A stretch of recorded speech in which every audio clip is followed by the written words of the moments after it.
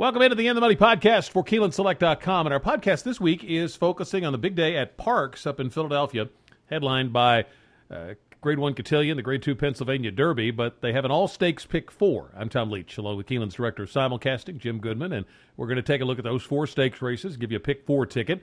So, Jim, let's start it out with the Alphabet Soup, the only ungraded race they have among the 4. It's on the turf for 3-year-olds and up at 1 mile and a 16th, restricted to Pennsylvania breds. So, who did you like here? Well, I thought this was the one that's wide open. I thought that this was the best betting race of the 4, even though it is the only ungraded stakes. I think a lot of horses have a shot in here, and I was trying, when we get to our pick 4 tickets, I'm going to go really deep in here. But I landed on the 9-horse, Dancing Lounge for John Service. John Service is a 22% trainer. This horse is 3 for 6 at Parx, 8 for 22 on the turf lifetime, and 6 for 10 at distance. So a lot of things point to this horse was 12-1 morning line. So stepping up in class a lot, coming out of some handicapped starter allowances, but has run really well at Parx, and looks like he might be ready for a good race with a mile and 3/8 in him on September 7th, dropping back to a mile and 16th. So I'm going to go with Dancing Lounge. I'm also going to use Traffic Light, the 2. Basono's a nice jock at Parx, and just came out of winning a $75,000 stakes at Parx a couple weeks ago. Traffic Light, the 2, Lightning Electric, the 3 at 10-1 morning line, and Edge of Reality. All these horses, I think, have a shot. The 5 horses, Edge of Reality, Rat Ortiz comes in to ride from Belmont. He's always a good bet. And I'm going to take those 4 horses. I'm going to key the 9 on top of the 2, 3, 5, probably with all in the trifecta. I'm going to use a lot of horses in the pick 4. Yeah, I think this is a race where you got a shot to hit a price. I picked Paige McKinney for the win pick, horse that's in top form. I like the tactical speed, and that one of the top local jocks didn't ride last time. It gets back on for this race. So for the win pick, it's going to be Paige McKinney, but I like your horse, Dancing Lounge. I like Service's other horse, El Capitan, a little bit. The 3 horse for King Leatherberry you mentioned at 10-1, I think is one to include. So I'm going to use 3, 4, 5, 8, 9. The 5's Edge of Reality. So I'm going to use 5 horses, 3, 4, 5, 8, 9 out of this race. But the win pick for me is Paige McKinney. 10th race, the Grade 3 Gallant Bob. We'll come back and give you our whole pick 4 tickets at the end. But the Grade 3 Gallant Bob is for 3-year-olds at 6 furlongs.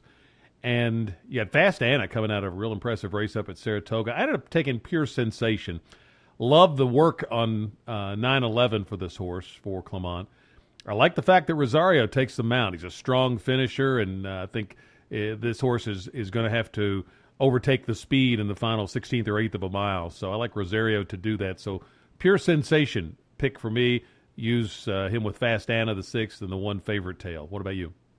I couldn't get Fast Anna. I went back and watched the King's Bishop, and very impressive.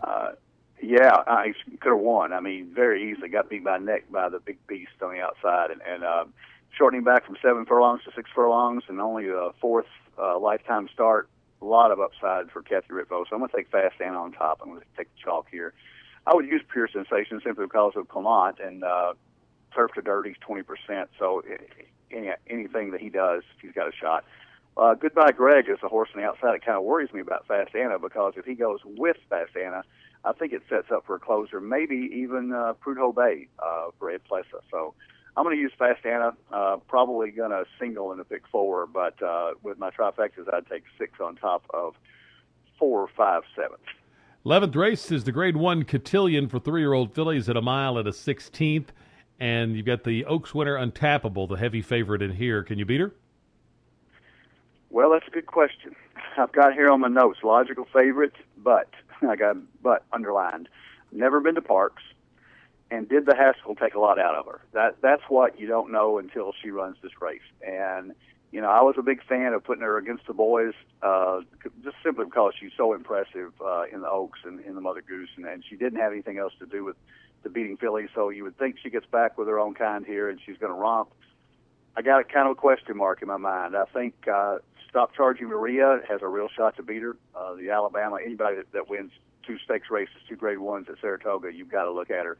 And the other horse that I think is kind of a question mark that might be good enough is Sweet Reason, coming out of the Test Stakes, and it really sets up well for her. There's a little speed in here, and JoJo Warrior is going to go to the front with Cassatt, and I think those three horses are the ones I'm going to use in the pick four. Untappable is going to be the favorite. She's going to be 3-5, but I think she's beatable. I don't think she's as unbeatable as I thought a month and a half ago.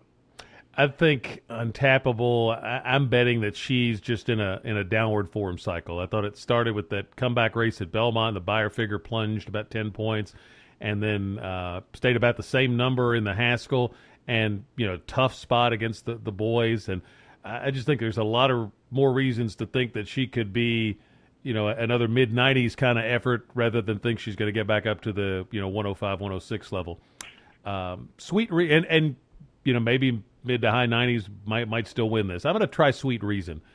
I love the fact, if I'm going to try to beat a Grade 1 winner like Untappable, I'm going to try to do it with a Grade 1, and so that's Stop Charging Maria or Sweet Reason. I just think Sweet Reason's lifetime best form.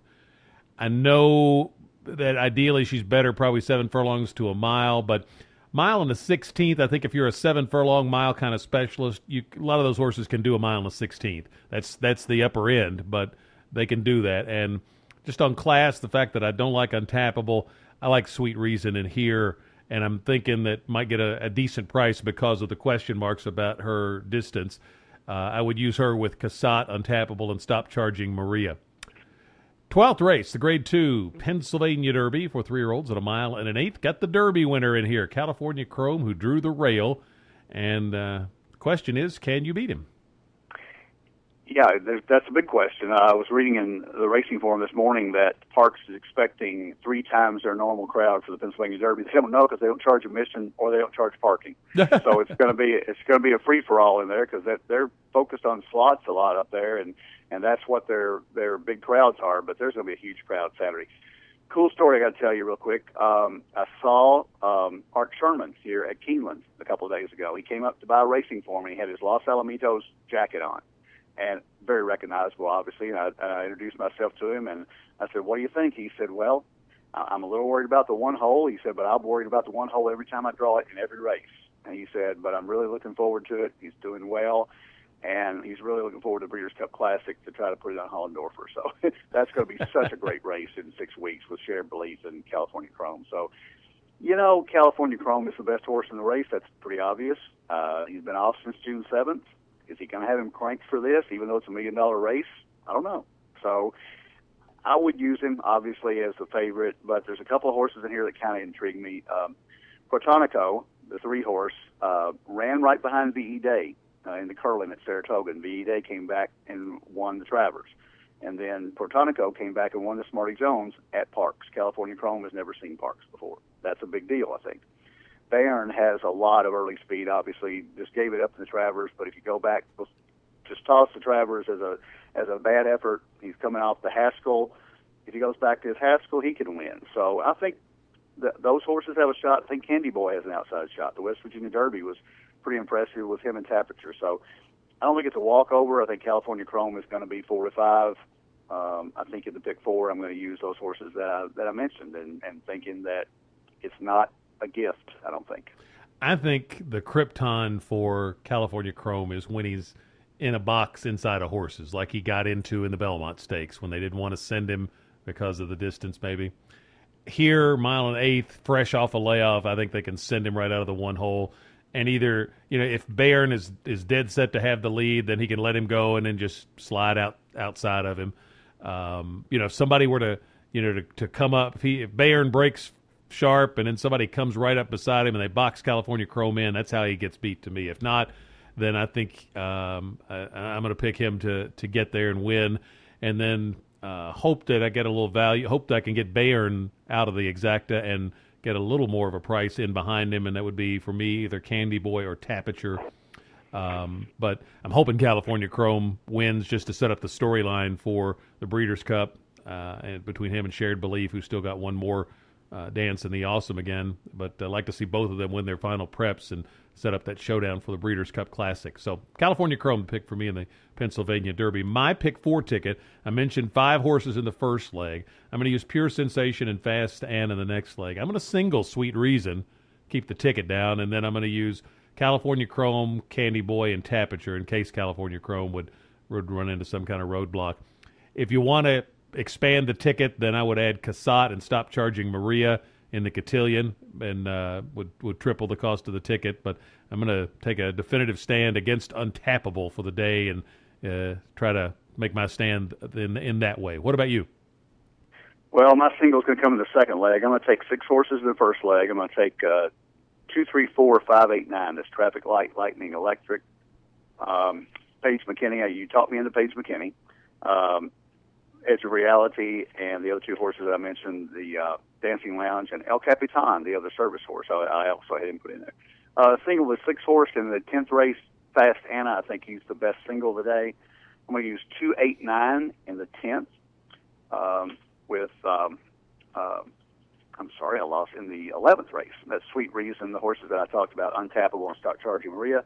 And I'm going to go 1, 2, 3, 4 in the last race with California Chrome, Candy Boy, Protonico, and Bayern, hoping that I'm for California Chrome too. I'm kind of stuck. Wise Dan, I thought he was beatable a few weeks ago, and I played against him with my money, but I pulled for him with my heart. It's going to be the same thing with California Chrome because the Breeders' Cup is going to be fantastic, and if he wins and Shared Belief wins, it's the 3-year-old championship and probably Horse of the Year is on the line in one race. Best of luck this weekend on the Pick 4 at Parx or whatever else you are playing. Keep your Keeneland Select accounts fully funded or get out to Keeneland for some great simulcasting. Great way to spend a Friday evening if you're watching a night card at Churchill this Friday, so take advantage of that. And we'll be back next week with another edition of the In the Money podcast.